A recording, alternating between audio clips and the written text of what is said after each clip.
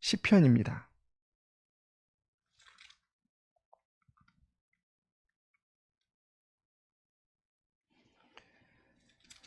시편 말씀 우리 함께 읽도록 하겠습니다.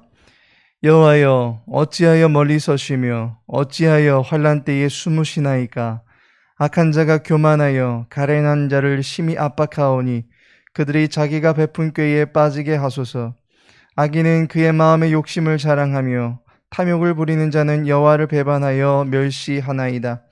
악인은 그의 교만한 얼굴로 말하기를 여호와께서 이를 감찰하지 아니하신다 하며 그의 모든 사상에 하나님이 없다 하나이다. 그의 길은 언제든지 견고하고 주의 심판은 높아서 그에게 미치지 못하오니 그는 그의 모든 대적들을 멸시하며 그의 마음에 이르기를 나는 흔들리지 아니하며 대대로 환난을 당하지 아니하리라 하나이다. 그의 입에는 저주와 거짓과 포악이 충만하며 그의 혀 밑에는 잔해와 제약이 있나이다. 그가 마을 구석진 곳에 앉으며 그 은밀한 곳에서 무지한 자를 죽이며 그의 눈은 가련한 자를 엿보나이다. 사자가 자기의 굴에 엎드린 같이 그가 은밀한 곳에 엎드려 가련한 자를 잡으려고 기다리며 자기 그물을 끌어당겨 가련한 자를 잡나이다. 그가 굽으려 엎드리니 그의 포악으로 말미암아 가련한 자들이 넘어지나이다. 그가 그의 마음에 이르기를 하나님이 잊으셨고 그의 얼굴을 가리셨으니 영원히 보지 아니하시리라 하나이다. 여호와여, 일어나옵소서. 하나님이여, 손을 두옵소서. 가난한 자들을 잊지 마옵소서. 어찌하여 악인이 하나님을 멸시하여 그의 마음에 이르기를 주는 감찰하지 아니하리라 하나이까? 주께서는 보셨나이다. 주는 재앙과 원한을 감찰하시고 주의 손으로 갚으려 하시오니 외로운 자가 주를 의지하나이다. 주는 벌써부터 고아를 도우시는 이시니이다. 악인의 팔을 꺾으소서. 악한 자의 악을 더 이상 찾아낼 수 없을 때까지 찾으소서. 여호와께서는 영원 무궁하도록 왕이시니 이방 나라들이 주의 땅에서 멸망하였나이다. 여호와여, 주는 겸손한 자의 소원을 들으셨사오니 그들의 마음을 준비하시며 귀를 기울여 들으시고 거와 압제당하는 자를 위하여 심판하사 세상에 속한 자가 다시는 위협하지 못하게 하시리이다. 아멘. 오늘은 시편 말씀을 함께 은혜 나누고자 합니다. 양파를 까면 무엇이 나옵니까? 까면 깔수록 무엇이 나오는지 아십니까? 양파를 까면 깔수록 눈물이 나올 것입니다. 그렇다면 악인의 실체를 벗길 수만 있다면 그 결국은 무엇이 나오는지 아십니까? 악인은 겉의 행실은 포악함으로 드러나겠지만 그 포악함이 나타나는 악의 내면을 들여다보면 그 안에는 바로 교만이 자리하고 있는 것을 보게 됩니다. 2절에 보니 악한 자가 교만하여 가련한 자를 심히 압박하오니 라고 말씀하고 있습니다. 악한 자의 그 중심에는 교만이 자리하고 있습니다. 교만은 자신을 지극히 높이면서 상대는 지극히 멸시하는 행위로 나타나게 됩니다. 그런데 문제는 악인이 너무나도 많다는 것입니다. 성경에서는 의인은 하나도 없다고 말씀하고 있으니까 그야말로 악인들의 천지입니다. 이러한 가운데서 구별하여 불러주시고 세워주신 하나님의 은혜로 말미암아 하나님의 은혜로 살아가게 되었습니다. 영원한 생명을 주신 하나님의 은혜야 이루 말할 수 없는 감사의 제목이 되겠지만 구별된 그 순간부터 우리는 원치 않는 불의한 세상의 부조리함을 볼 수밖에 없다라고 하는 사실입니다. 어제까지는 아무렇지 않게 살았었을지라도 구원의 은총이 임한 이후부터는 인간의 실상을 보게 되고 그로 인한 부조리함과 안타까운 실상들을 경험하며 볼 수밖에 없을 것입니다. 악인들이 득세하는 현실 속에서 시인은 과연 어떻게 하고 있습니까? 1절을 보시면 여호와여 어찌하여 멀리 서시며 어찌하여 환난 때에 숨으시나이까 라고 말씀하고 있으면서 13절에도 어찌하여 악인이 하나님을 멸시하여 그의 마음에 이르기를 주는 감찰하지 아니하리라 하나이까? 라고 말씀하고 있습니다. 시인이 부조리하고 악한 세상의 상황을 보면서 여호와께 어찌하여 라고 하는 탄식을 내뱉고 있습니다. 세상이 이토록 무인격으로 가고 있는데 여호와 하나님 어찌 이대로 놔두시는 것입니까? 시인은 마치 하나님이 계시지 않은 것 같은 상황인 것처럼 여호와께서 지금 뒷짐을 지고 계시는 것 아닌가라고 하는 상황 속에서 탄식하고 있는 것입니다. 하지만 여호와 하나님께서 결코 이 땅의 사정을 간과하시거나 유기하는 것이 아닙니다. 14절을 보시면 주께서는 보셨나이다. 주는 재앙과 원한을 감찰하시고 주의 손으로 갚으려 하시오니 외로운 자가 주를 의지하나이다. 주는 벌써부터 고아를 도우시는 이신이다. 라고 말씀하고 있습니다.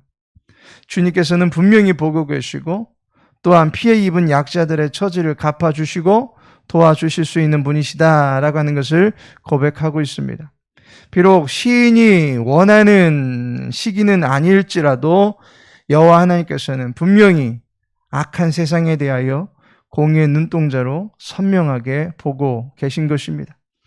하나님의 일하심, 하나님의 갚으심, 하나님의 도우심을 기대하는 과정이 비록 길게 느껴진다 할지라도 우리에게 그 시기를 보낼 때 필요한 자세는 바로 인내하는 것입니다. 인내의 과정을 우리는 어떻게 보내야만 하겠습니까? 첫째로 가련한 자를 위해서 기도해야만 할 것입니다. 시인이 본문에서 왜 그토록 탄식을 하고 있는 것입니까? 악인이 자꾸만 약한 자를 못살게 굴고 있는 것을 보고 있기 때문입니다. 구절을 보니까 사자가 자기의 굴에 엎드린 같이 그가 은밀한 곳에 엎드려 가련한 자를 잡으려고 기다리며 자기 그물을 끌어당겨 가련한 자를 잡나이다 라고 말씀합니다. 악인이 가련한 자를 괴롭히는데 전혀 거리낌이나 부담감을 갖고 있지 않습니다. 얼마 전 회사에서 자신에 대한 부당한 대우에 악심을 품고 독극물 생수로 살인을 저질렀던 끔찍한 사건이 보도된 바 있습니다. 학교에서 왕따 사건은 계속 벌어지고 군대 내에서도 계급을 이용해서 부하 사병들을 함부로 부리고 회사에서는 학력의 차이를 가지고 차별을 하고 노동자 또는 근로자의 안전은 뒷전이고 손쉽게 값싸게 일을 처리하면 그만이다 라고 하는 의식만 가득합니다. 이토록 안전, 불감을 계속적으로 사회에서는 고발한다 할지라도 또다시 동일한 사건, 사고들은 연일 뉴스에 분량을 메워주고 있는 것을 보게 됩니다. 약자일지라도 누군가의 부모이고 자녀일진데 존경받고 사랑받는 이 대상들의 피해 소식을 들을 때면 마음이 아픈 것이 사실입니다. 우리는 이러한 사회적 분위기를 두고 이 망할 세상이라고 하면서 두 주먹을 내리치며 분개하기보다는 두 손을 모으고 하나님께 먼저는 기도해야 할 것입니다. 하나님의 긍휼과 하나님의 때를 기다리며 가련한 자들을 마음에 품고 기도해야만 하는 것입니다. 두 번째로 비진리에 오염되지 않도록 분별해야만 할 것입니다. 어찌하여 탄식하다가 우리는 차라리라고 하면서 마음의 중심마저 놓아버리는 경우들이 발생할 수도 있습니다. 정말 실상을 보면 악인의 말이 맞는 것 같아 보일 때도 있습니다. 그들은 세상에서 번성하고 득세하고 힘을 갖습니다. 그들의 꾀는 전혀 막힘이 없고 승승장구하는 것처럼 보입니다. 도리어 선한 사람은 이용만 당하고 자기 이속도 못 챙기는 얼간이처럼 여겨질 뿐입니다. 악인은 계속해서 말하기를 4절에 보니 그의 모든 사상에 하나님이 없다 하나이다. 그리고 11절에 보니 그가 그의 마음에 이르기를 하나님이 잊으셨고 그의 얼굴을 가리셨으니 영원히 보지 아니하시리라 하나이다 라고 말씀하고 있습니다. 악인은 계속해서 하나님의 부재를 심겨주고 하나님의 무관심함을 부각시키며 우리의 믿음을 흔들리게 하는 말들로 우리를 조롱합니다. 그러할 때 우리는 정말 내가 미련한 것이 아닐까? 뭐 그리 대단하다고 이렇게 고상하게 살 필요가 있을까라고 하는 회의감이 들 때도 있을 것입니다. 세상이 제시해 주는 대로 편의와 쾌락을 쫓아 살고 내 이익과 내 야망을 위하여 거짓도 살그머니 섞어가면서 얕게 살고 싶기도 합니다.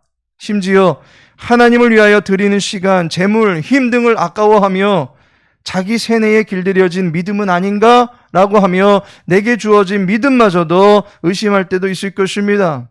이러할 때 우리가 정신을 차려야 될 것은 여호와께서는 반드시 악인을 심판하시고 겸손한 자에게는 관심을 기울이신다라고 하는 사실을 잊지 말아야 할 것입니다. 16절을 보니 여호와께서는 영원무궁하도록 왕이시니 이방 나라들이 주의 땅에서 멸망하였나이다 라고 말씀합니다.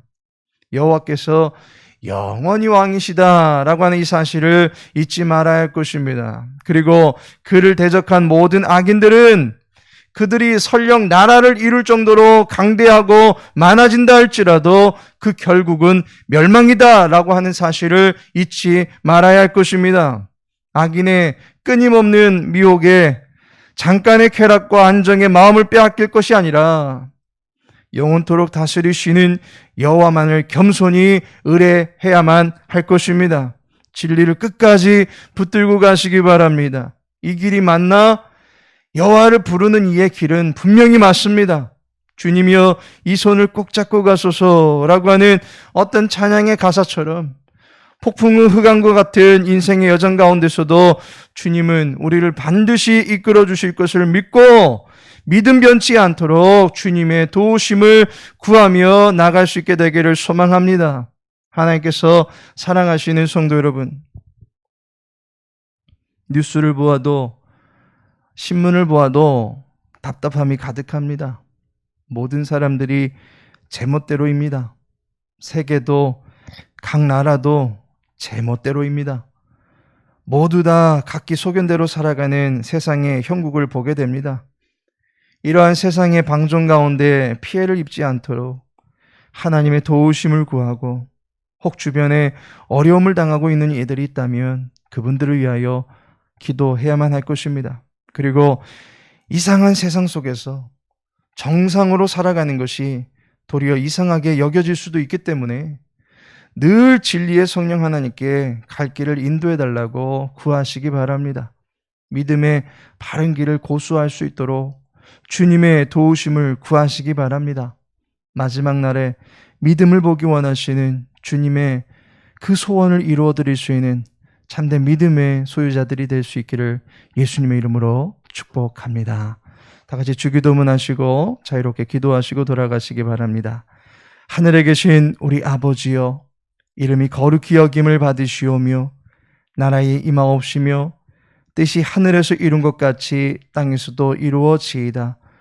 오늘날 우리에게 일용할 양식을 주옵시고 우리가 우리에게 죄 지은 자를 사하여 준 것 같이 우리 죄를 사하여 주옵시고 우리를 시험에 들게 하지 마옵시고 다만 악에서 구하옵소서. 대개 나라와 권세와 영광이 아버지께 영원히 쌓옵나이다. 아멘.